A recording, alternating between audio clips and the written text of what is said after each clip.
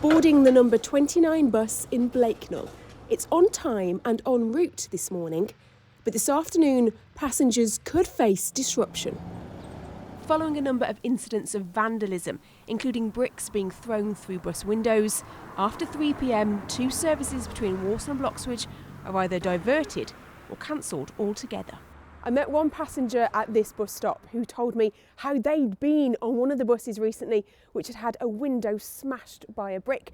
They describe it as a frightening experience and pay tribute to the driver for managing to stop the bus and keep everyone safe.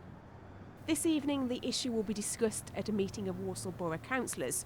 One long-serving councillor is hoping for an urgent solution. We want that bus service resumed. People are angry, they can't get to work, they can't do the things they want to do, they haven't got cars, many of them.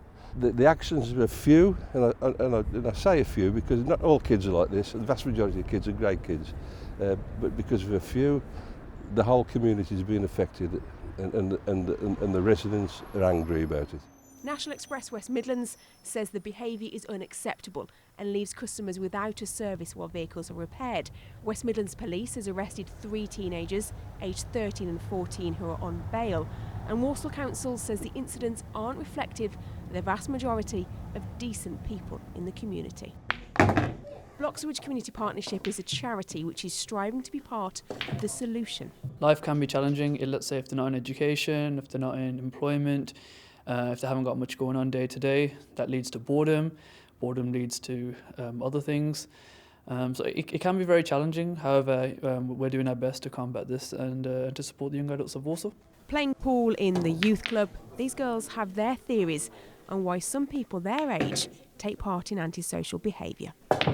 To get attention from others, because some people do that stuff because they don't get enough attention at home. It's like they're with their friends and they think it's fun to mess around and destroy things. And a lot of people take in drugs and stuff that they shouldn't, which also influences what they do. Blakenall hasn't had the best reputation recently, with one national newspaper describing it as the UK's roughest estate. It's trying to break that negativity barrier that, the press have formed about this area.